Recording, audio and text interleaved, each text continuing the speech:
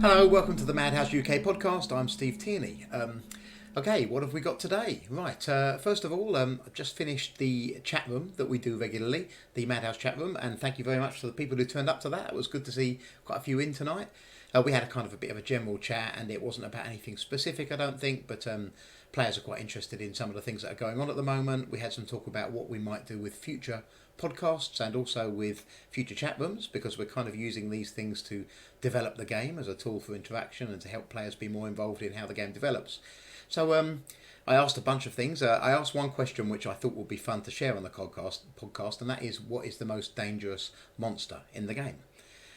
So I got a bunch of different answers, and I'll kind of go through them. So first of all, one person named summer dragons as being one of the more dangerous dragon types. There's quite a few different dragons in the game, and back when I very first made the game, not 20 years ago, dragons were probably the most powerful, or certainly one of the most powerful monsters of all. But what happens with a game that's run as long as Dungeonworld has is that there is inflation of abilities and powers and player abilities and therefore monsters. And so you get to the point where the players have all leveled up many times. There aren't actual levels in Dungeonworld, but they've got more skills and more items and equipment and improved themselves so many times, and eventually they end up much more powerful, I suppose, than anybody was back when the game started. Much more powerful. And the monsters have risen up to be a challenge to them as the game has developed as well. So those big monsters from the early days start to seem more like a bit of a pushover sometimes. Now, summer dragons are not a pushover. If you're a starter character, they can still give you a good kicking. And so they were named as a classic monster that can be quite scary. But there are much scarier things than summer dragons now. What this identified to me was the need to, I think, have another look at dragons and bring them up. Because let's face it, in any fantasy game, dragons are supposed to be scary things, aren't they? They're supposed to be something you worry about, and so I want to make sure that we can get that back. Perhaps introduce a bit more fear into the encounter of a dragon in the game. But what else? Well, elder werewolves were named. Now, there's again lots of sorts of werewolves you can encounter in Dungeonworld, but elder werewolves are the patriarchs or matriarchs of the werewolf type. And the kind of werewolf, what's the word? Species, yes. So the elder werewolf's really scary, really quite dangerous, and not something you want to run into in a dark place or even in a light place, but not very common either. Now, some of the bigger Medusae were named. There are a bunch of different sorts of Medusae you can encounter in the game, but a lot of them share the petrification power. And that is not something you want to happen. Short of dying, being petrified is real bad. Now, you probably think if you've not played the game, you do die if you get turned to stone. But in Dungeonworld, that's not the case. It doesn't immediately kill you. It's pretty harsh to have something that can use a power that snuffs you out immediately. So that doesn't really, not many of those things exist. But what it does is it really scuppers your character. You're turned to stone, you can barely move, you can't, actually you get a slightly better defense because you're made of stone. But other than that, it's just bad, and you can't use the character very well at all until you get it cured. Until you get the petrification removed, if you ever do. So they are pretty scary things and really are a pain to run into and get petrified. Pillar Devils were named. Now that's a monster that's particular to an area of the game called Poldoon, a city, and the dungeons underneath it, the pits of Poldoon. And Pillar Devils really quite nasty, scary, kind of extra-dimensional monsters that can do you a lot of damage. But two things were named particularly by players. So one was an individual. Now in Dungeonworld, monsters can become uniques, which means that if they survive long enough, they can become unique. They take a name, and then they become more scary, more powerful. They get additional powers. They can be a bit tougher, harder to hit, better health. And if they last long enough, they can become permanent uniques, which means that they don't die. When you kill them, they go off to a kind of a holding location, and they can return at some time in the future, like a legend. Now that's quite very rare actually in the game. It takes a lot of unusual circumstances to create that, but uniques can also be created directly by the GM, and there are a whole bunch of them, kind of recurring mythological characters that can come back and become a threat once again. And the scariest one of those that's ever existed, I am told by players, actually Humpty Dumpty was quite scary. You might be surprised that you can encounter Humpty Dumpty. He was encountered in the land of the Fae, where nursery rhymes come to life. But he wasn't the scariest. The scariest was a guy called the Overmancer, who was a big end of level bad guy boss from one of the sort of standalone adventures that happened for a while, and he killed a lot of named characters, really did a number on some people who'd been in the game a long time, were really quite famous, and he just took them down. And I like that. don't get me wrong, I don't like killing your favourite characters that have been in the game a long time. I hate that really, because there's a danger every time you do that somebody goes, I'm not playing this game anymore, I'm so angry. That can happen, has happened. But what I like is that it means that even if you've been in the game a long time, built yourself up, really powerful, really tough, there's no safe space. You can encounter something that can take you down. And that fear keeps the excitement and interest in any game, I think, but particularly in Dungeonworld. So I'm keen on that. And the most dangerous general monster that isn't named and unique is the ultimate animate. Now, animates are created monsters created from a form of stuff. They're a little bit like a golem from Dungeons and Dragons, if you like. They are, so there's lots of different types. There are stone animates and iron animates, and pretty much anything that you can imagine can become an animate, because it just means this pile of inanimate objects or materials has been imbued with magical power by a sorcerer or other source and turned into a living thing. And all the different ones have different powers and different kind of toughnesses, but they're all pretty bad. But the ultimate animate is a really scary monster. It's created of pure magic, pure essence, and is created only by the most powerful bad guys. Never by a good guy so far, I don't think. And they are usually a guardian to something really important. Not always, but usually. And you encounter an ultimate animate, you're in deep trouble unless you can find a way past it, which I think for most players involves rushing past it and getting out of its way while other people are murdered by it. I think it's the gist of it. But people have taken them down. They are beatable. So that's interesting. I thought you might like to see some of that. There are actually 9,000 different monsters that you can encounter in Dungeonworld. Some of which are variants, and others, of course, variants on a theme. But 9,000 there are different kind of creatures, races in the game. 9,000 plus. We're heading on towards that 5-figure 10,000 moment. So that's fun. I mean, that's because the game's been going for so long. Okay, what else have I got? I've got a message that's been sent to me from the Lord Crusader of Shanna, which I've been asked to read out, and I will do though. We'll do that. So here we go. It says, there have been rumours that beyond the Broken Lands there is a county which has been overrun by undead. According to ambassadors that reach Bereni, this land is ruled by undead creatures who keep humans as their slaves. I was initially inclined to treat this as another lie, like the claim that the core was a free village willingly given over to vampires. However, most recent reports imply there may be some truth to the existence of such a land.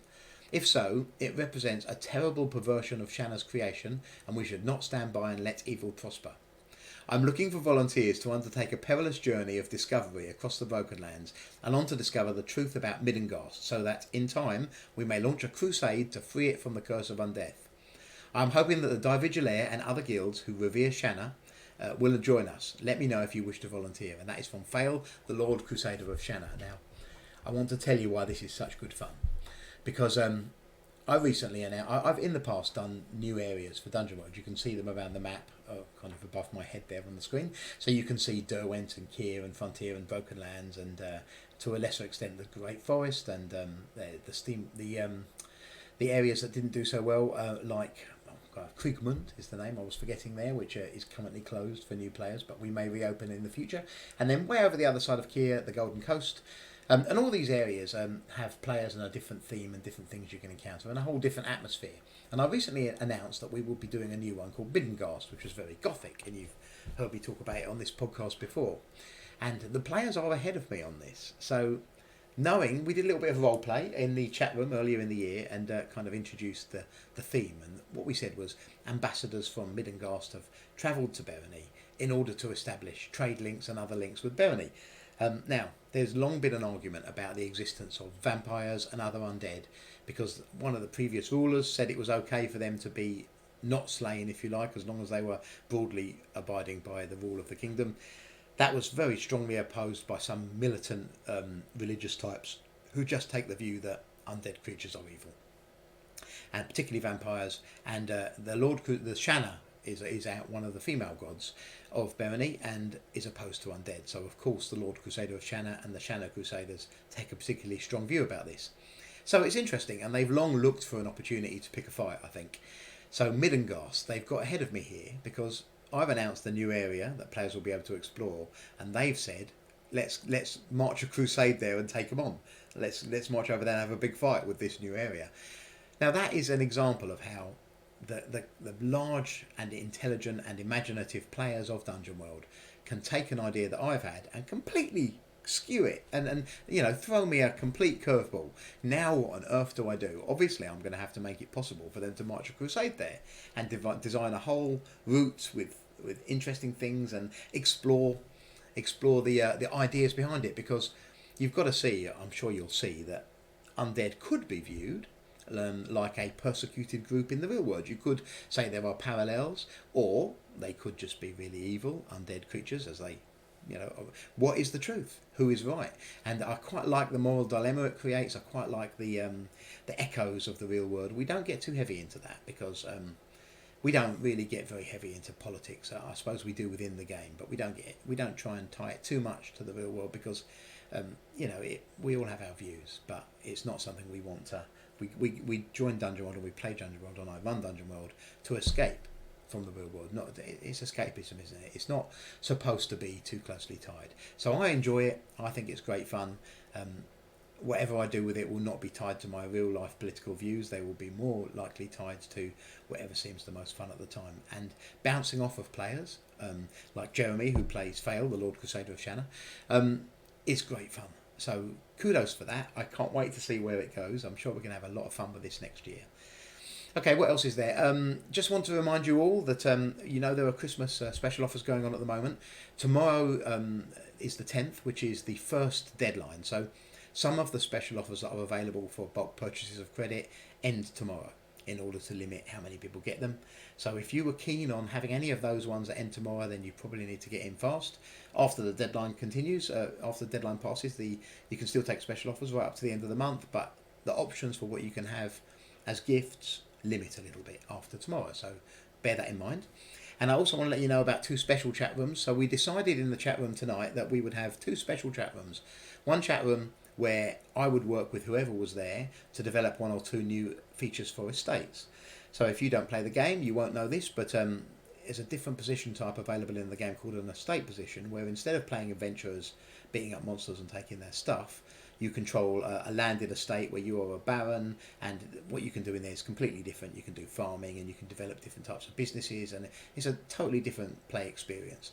So we're going to be developing one or two new features together in that chat room, and I'll be kind of implementing them as I go. I may not be able to do all of it because some of it will be complicated, but I'll be working on it while people are suggesting things, and we'll build a couple of fun things and see how that collaborative approach goes. And that's going to be on Monday the 16th of December at midnight. So actually Sunday night, just after midnight into Monday morning. So midnight. And then the reason I'm doing it at that time is A, because I'm actually quite busy at the minute and late times suit me, but also because some of the American players can get a chance to be involved in that because the time zone suits them better.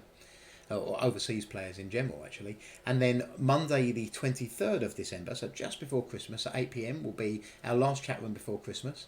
And that we'll be doing the same thing on that room, but that'll be a special chat room to develop one or two new features for traders. Again, that's another position type available in the game, a travelling trader. They rather than adventuring, they travel from place to place buying and selling stuff.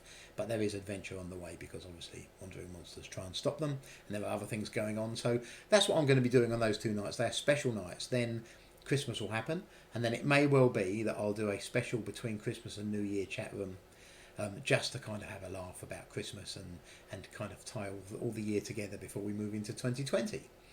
So that is pretty much everything. Just remind you, tomorrow night is that deadline for special offers. I'll be away for the next couple of days, so won't be doing a podcast, but probably will do one. I definitely won't do one on Thursday because that's election day here in the UK, and I'm interested in local politics, so I'll be involved in that. But so Friday's probably the next time. And just to remind you all, Wednesday's the deadline for orders. Friday and Saturday morning is our run time for the game, so you'll be getting your new turns sometime on Saturday. Thank you very much. See you soon. Bye bye.